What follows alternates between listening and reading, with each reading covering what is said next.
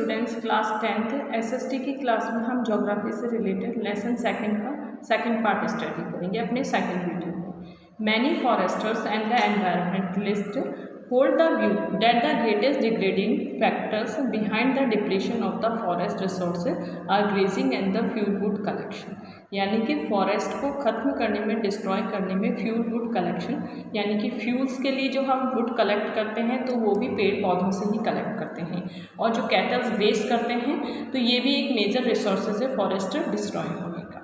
फिर हमारा आ जाता है next point, the Himalayan yew in trouble, यानी कि जो हिमालयन यव था वो कहाँ पे मिलता है। हिमालयन यव एक प्लांट था, वो कहाँ पे मिलता है, हिमाचल प्रदेश एंड अरुणाचल प्रदेश में मिलता था।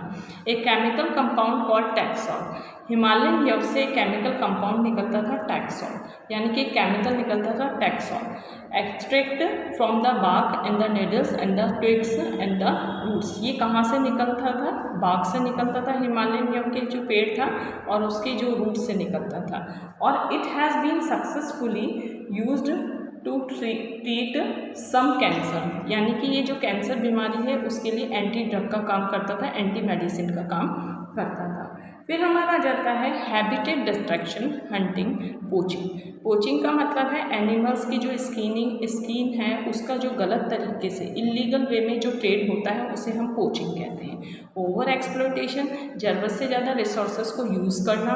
एनवायरमेंटल पॉल्यूशन होना, इससे एनवायरनमेंट डिस्ट्रॉय होना। Poisoning and the forest fire are factors which have led to the decline of the Indian biodiversity. ये आपके 2 मार्क्स का क्वेश्चन आ सकता है। इंडियन बायोडाइवर्सिटी को डिस्ट्रॉय होने वाले मेनली फैक्टर्स हैं हैबिटेट डिस्ट्रक्शन, एंड जहाँ पे यह स्पीशीज़ रहती हैं वो पूरे हैबिटेट डिस्ट्रैक्ट हो रहे हैं, ख़त्म हो रहे हैं। Hunting, poaching, over exploitation, environmental pollution, poisoning and the forest fire are factor. फिर है other important causes of the environment destruction, unequal access and the inequitable consumption of the resources. It means resources का unequal distribution, यानी कि कुछ areas में तो resources बहुत ज़्यादा हैं जबकि कुछ एरियाज़ में रिसोर्सेज बहुत कम है। तो ये जो अनइक्वल डिस्ट्रीब्यूशन है वो भी एक मेजर सोर्स है फॉरेस्ट को डिप्लीशन करने का। फिर हमारा नेक्स्ट पॉइंट आ जाता है The destruction of forest and wildlife is not just a biological issue. The biological losses is strongly correlated with the loss of the cultural diversity. It means biological, यानी कि biodiversity destroy होगी तो culture भी हमारा destroy होगा। Such losses have increasingly marginalized and the improvised many indigenous and the other forest dependent communities. और ये जो फॉरेस्ट डिप्लेशन हो रहा है यानी कि फॉरेस्ट डिस्ट्रॉय हो रहे हैं, कंक्लूजन ये है कि जो फॉरेस्ट डिस्ट्रॉय हो रहे हैं उनका मेन इफेक्ट उन पीपल्स पे आ रहा है जो पीपल्स पूरी तरह से, जो कम्युनिटीज़ पूरी तरह से फॉरेस्ट पे ही डिपेंड हैं, who already depend on various components of forest wild life for food. यानी कि जो ये कम्युनिटीज़ है, कुछ कम्युनिटीज़ ऐसी होती हैं जो पूरी फॉरेस्ट पे डिपेंड होती है, जैसे कि मान लो कि उन्हें अपने फ्यूल के लिए फॉरेस्ट कुछ चाहिए होते हैं, यानी कि उनकी वुड चाहिए होती है, फूड के लिए उनकी वुड चाहिए होती है। और वाइल्ड लाइफ कुछ एनिमल्स ऐसे होते हैं जो कुछ कम्युनिटीज़ को फूड प्रोवाइड कराते हैं फ्लैशेस की फॉर्म में। ड्रिंक, मेडिसिन, कल्चर, स्पिरिचुअलिटी यानी कि रिलीजन बेस पे जो कल्चर अडॉप्ट किया जाता है। Within the poor and women are affected more than man. इन सब चीज़ों में जो पुअर पर्सन है और जो वुमेन है वो ज़्यादा इफेक्टेड हो रही हैं इन कम्युनिटीज़ की। In many society women bear the major responsibility of collection of fuel, fodder, water and the other basic subsistence. अब स्टूडेंट्स ये है कि जो वुमेन्स है वो किस तरीके से इफेक्ट हो रही है। जो मोस्टली कम्युनिटीज़ हैं उनमें क्या है, जो फॉरेस्ट पे डिपेंड करती है उनमें क्या और भी कई चीज़ें ऐसी हैं कि जहाँ पे वुमेन क्या करती है, फ्यूल बहुत दूर से कलेक्ट करके लाती है, फूडर यानी कि कैटल्स की खाना बहुत दूर से कलेक्ट करके लाती है, वाटर बहुत दूर से लाती है, बेसिक सबसिस्टेंस यानी कि लाइफ के लिए जो चाहिए होता है वो सारी बहुत दूर दूर से फॉरेस्ट से कलेक्ट करके लाती है। लेकिन अगर फॉरेस्ट डिस्ट्रॉय हो जाएंगे तो उनके लिए बहुत प्रॉब्लमेटिक बात हो जाएगी और उन्हें और भी दूर से लाना पड़ेगा, और भी डिस्टेंस ज़्यादा पूरी करनी पड़ेगी, उन्हें 10 किलोमीटर पैदल चलना पड़ता है। This causes serious health problem. इससे ये होता है कि उनको वुमेन्स को सीरियस हेल्थ प्रॉब्लम का फेस करना पड़ता है। नेग्लिजेंसी होम, और फिर जब हेल्थ प्रॉब्लम हो जाती है वुमेन्स को, जैसे कि इरिटेशन वगैरह, तो होम में जो भी सभी फैमिली मेम्बर्स है वो उन्हें नेग्लेक्ट करना स्टार्ट हो जाते हैं। तो ये भी एक चीज़ है कि कुछ एरियाज़ में जहाँ पे कुछ कम्युनिटीज़ जो फॉरेस्ट पे पूरी तरह से डिपेंड है उन कम्युनिटीज़ में स्पेशली पुअरेस्ट पर्सन और वुमेन्स हेल्थ प्रॉब्लम को सीरियस फेस कर रही हैं। फिर नेक्स्ट हमारा आ जाता है यहाँ से इन 1960s and the 1970s, 1960s और 1970s में demanded a national wildlife protection programme, यानी कि 1960s में और 1970 में एक wildlife protection programme launch किया गया या डिमांड की गई।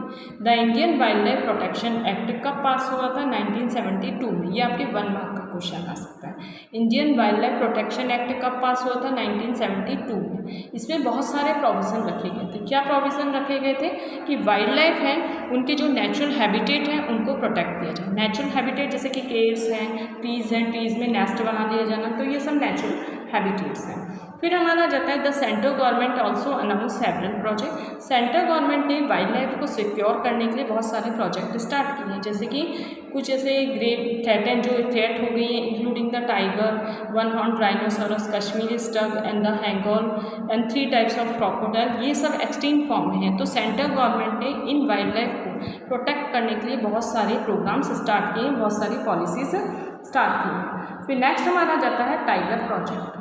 टाइगर प्रोजेक्ट में आपके 2 मार्क्स का क्वेश्चन है। Project tiger, one of the well published wild life campaign in the world, was launched in 1973। तो सबसे पहले आपको ये लिखना है आंसर में कि टाइगर प्रोजेक्ट लॉन्च हुआ था 1973 में। Tiger project was launch in 1973। Main object of tiger project wild life protection. Main object of tiger project conservation and the wildlife protection.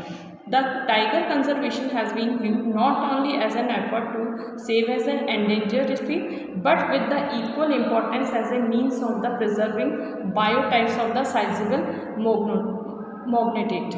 यानी कि ये इसमें इक्वली सबको ऐसा है कि जैसे हमारी कंट्री में क्या होता है, कई पॉलिसीज़ ऐसी बनती हैं जिन पॉलिसीज़ के थ्रू ये कुछ एनिमल्स को तो प्रोटेक्ट किया जाता है, जबकि कुछ एरियाज़ के एनिमल को प्रोटेक्ट नहीं किया जाता।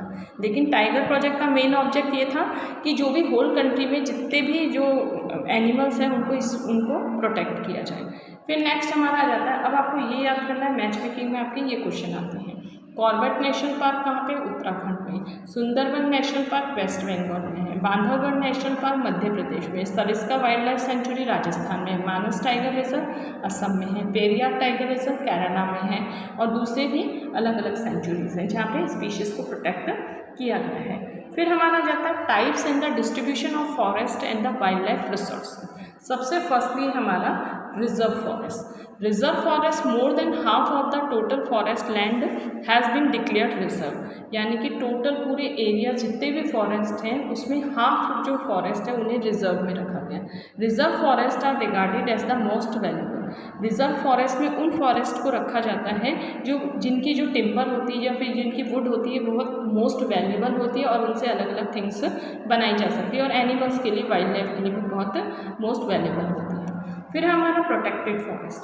अब है protected forest, almost 1/3 of the total forest area is protected forest as declared by the forest department. Protected forest यानी कि इनको सेव करना चाहिए और इनके डेवलपमेंट के लिए काफ़ी सारी पॉलिसीज़ का इनोवेशन किया जाना चाहिए। फिर नेक्स्ट हमारा आ जाता है अनक्लासिफाइड। तो स्टूडेंट्स, हम अपने नेक्स्ट वीडियो में हम लेसन 2 जो कि ज्योग्राफी से रिलेटेड है, क्लास 10th का रेस्ट पार्ट स्टडी करेंगे।